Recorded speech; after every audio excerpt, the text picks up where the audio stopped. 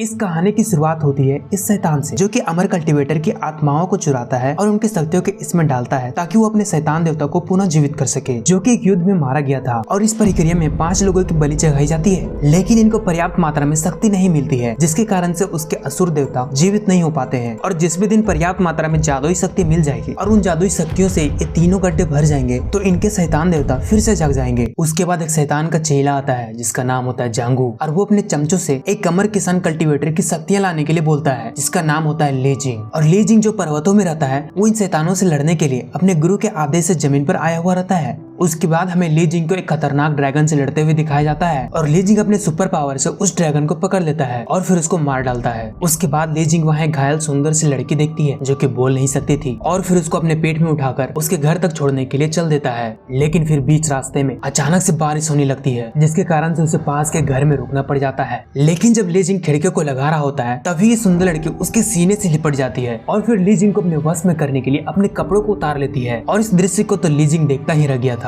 उसके बाद वो लड़की उसे अपने वश में करने की कोशिश करती है, लेकिन फिर ली जिंग को उसके गुरु और अपने मित्रों की याद आती है जो कि उन्हें ये बताए थे कि कभी स्त्री मोह में मत पड़ना। उसके बाद ली जिंग को पता चल जाता है कि ये कोई लड़की नहीं है बल्कि लड़की के फेस में एक चुड़ैल है और उसकी आत्मा और शक्ति को चुराने के लिए आई है। और फिर किसी तरह ली जिंग वहाँ अपने आप को तो बचा लेता है। उसके बाद ली जिंग जो कि वीरान शहर की खोज के लिए नीचे आया था वो एक शहर में पहुंच जाता है। वहाँ पर ली जिंग ये देखकर आश्चर्यचकित हो जाता है कि शहर के सारे लोग हाथ में अगरबत्ती पकड़कर एक शैतान को पूजने के लिए जा रहे होते हैं और वो उन सबको रोकने का तो प्रयास करता है लेकिन वो असफल रहता है क्योंकि वो सारे के सारे उस शैतान के वश में थे। फिर वहाँ ली जिंग एक बूढ़े व्यक्ति से मिलता है और मिलते ही उसके साथ दो हाथ हो जाती है। फिर वो बूढ़ा व्यक्ति बताता है कि जेहू शैतान जो कि शैतानों के देवता भी है वो पुनः जागने वाला है और वो जैसे ही जागेगा वो पूरा सृष्टि का विनाश कर देगा। और साथ ही वो बूढ़ा व्यक्ति ये भी बताता है कि उस शैतान को सिर्फ और सिर्फ ली जिंग ही रोक सकता है और वो इस दुनिया का रक्षक भी है। लेकिन ली जिंग को इसके बातों पर तनिक भी विश्वास नहीं होता है। तभी ये बूढ़ा व्यक्ति उसे एक डब्बा देता है और उसे अपने आंखों पे लगाने के लिए बोलता है और इसे लगाते ही ली जिंग को पूरा शहर शैतानों का शहर लगता है, मानो कि यहाँ कोई इंसान है ही नहीं। फिर वो जल्दबाजी में उन शैतानों को मारने के लिए नीचे छलांग लगा देता है, लेकिन इसकी ये जल्दबाजी इसी पर भारी पड़ गई और फिर ये लोग जो शैतान के वश में थे वो ही ली जिंग को मारने के लिए दौड़ पड़ते हैं। फिर वहाँ एक लड़की आती है और इन लोगों को बचा लेती है और उस लड़की का नाम होता है फैंसी। इस लड़की को देखते ही ली जिंग को इससे प्यार हो जाता है। फिर ये बूढ़ा व्यक्ति इन दोनों को बताता है कि जीहू शैतान का मौत केवल 2 शस्त्रों से ही हो सकता है और जो था तीर धनुष। और वो बताते हैं कि ये धनुष पूर्वी समंदर में मिलेगा जिसकी रक्षा एक खतरनाक ड्रैगन करता है। उसके बाद ये छोटे से जहाज को निकालते हैं और पूर्वी समंदर के लिए निकल पड़ते हैं और इस सफर में सबके सब मजे से जा रहे होते हैं, लेकिन सिर्फ और सिर्फ फैंसी उदास बैठी हुई रहती है। फिर ली जिंग फैंसी से पूछता है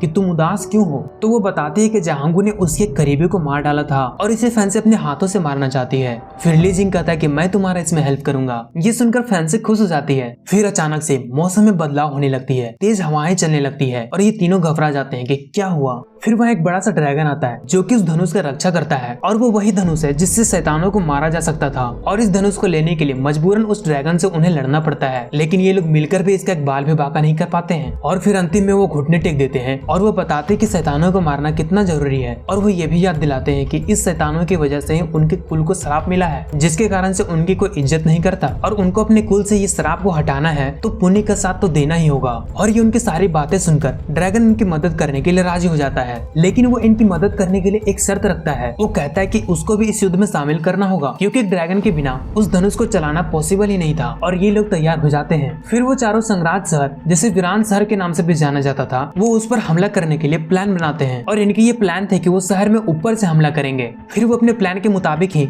उस वीरान शहर में ऊपर से उड़कर घुस जाते हैं। घुसपैठ करते हैं, इनकी लड़ाई हो जाती है इस शैतान से और फिर ली जिंग और फैंसी इस शैतान को लड़ाई में उलझाए रखता है और ये दोनों शैतानों के सरदार जहांगू से लड़ने के लिए आ जाते हैं। यहाँ उस शैतानों से उनकी भयानक लड़ाई होती है और इस लड़ाई में वो चारों के चारों हार जाते हैं और उन्हें वहां से भागना पड़ता है क्योंकि ये ड्रैगन देव उस धनुष से शैतानों के सरदार को मार नहीं पाता है। वहां से तो वो चारों किसी तरह से बच के निकल जाते हैं, लेकिन अब फैंसी ली जिंग से बोलती है कि इस सब के कारण तुम ही हो। उसी की वजह से वो शैतानों के सरदार जहांगू के जाल में उन्हें फंसना पड़ा और तुम्हारी वजह से आज हम सबकी जान चली जाती। फिर इस बात को लेकर इन दोनों में कुछ देर तक नोक-झोंक होती है और फैंसी ली जिंग से नाराज होकर उसे एक थप्पड़ लगाती है और वहाँ से चली जाती है। अब थोड़ी देर बाद जब ली जिंग उसे मनाने के लिए जाता है तो वो देखता है कि जहांगू फैंसी को पकड़ लिया है और जहांगू ली जिंग को इसे मारने के लिए धमकी भी देता है और कहता है अगर तुम इसकी जान बचाना चाहते हो तो अपनी सारी की सारी शक्तियाँ इस बोतल में डाल दो, और अगर तुम ऐसा नहीं करते तो इस लड़की को मैं मार दूंगा। और ये फैंसी से प्यार करता था और खुद को रक्षक मानता था, तो इसे मजबूरन अपनी सारी शक्तियों को त्यागना पड़ता है। अब ली जिंग बिना शक्तियों का सिर्फ और सिर्फ मामूली सा किसान रह गया था, लेकिन तब भी उसका हौसला कम नहीं होता है। और अब दूसरी तरफ हमें ये दिखाया जाता है कि ली जिंग की शक्तियों से ये तीनों के तीनों गड्ढा भर जाता है और अब समय था पुनः शैतानों के देवता को जागने का। उसके बाद हमें इस असुर को दिखाया जाता है जो कि अपनी प्रेमिका के साथ बैठकर सेब खा रहा होता है। सेब खाते खाते उसे ये लगता है कि इंसानों की माँ से स्वादिष्ट फल भी हो सकता है और फिर तब से उसका मन परिवर्तन होने लगता है। फिर वहाँ से ये चारों गुजर रहे होते हैं और फिर ये असुर उन्हें देखते ही एक गोली को खाता है और ये बहुत ही ज्यादा शक्तिशाली हो जाता है। लेकिन ये गोली इन्हें मारने के लिए नहीं खाता है, बल्कि इसे खाते ही इसकी मृत्यु हो जाती है। और साथ ही साथ ये लड़की ली जिंग से यह कहकर अपनी दम तोड़ देती है कि उसे मरने के बाद उन दोनों को एक सेब के पेड़ के नीचे ही दफनाया जाए। इससे हमें ये पता चलता है कि असुरों में भी भावनाएं होती है। फिर वो उन दोनों को सेब के पेड़ के नीचे दफनाकर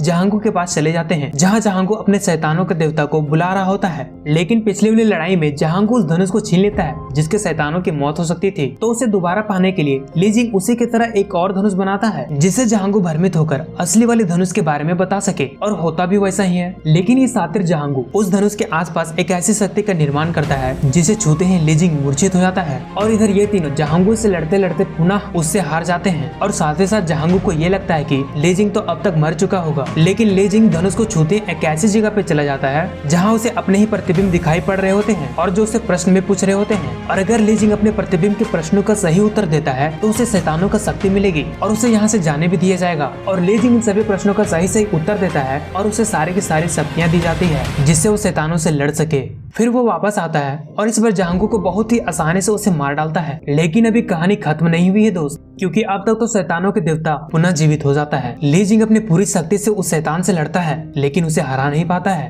हराने का तो छोड़ो, उसके एक बाल भी बाका नहीं कर पाता है। फिर ये ड्रैगन ली जिंग को बोलता है तुम मेरी आत्मा को अपनी आत्मा से जोड़ दो और उस धनुष से इसका खात्मा कर दो। लेकिन वो ये भी बताता है कि इसमें एक समस्या है, इस प्रक्रिया में केवल एक ही जिंदा बच पाएगा। फिर ली जिंग उसकी आत्मा को अपनी आत्मा में जोड़ने के लिए तैयार हो जाता है, क्योंकि उसकी अपनी परवाह नहीं थी, उसे बस और बस शैतान को मारना था और इस सृष्टि को शैतान से मुक्त करना था। और फिर ली जिंग ड्रैगन की आत्मा से अपनी आत्मा को जोड़कर उस शैतान को बहुत ही आसानी से मार डालता है।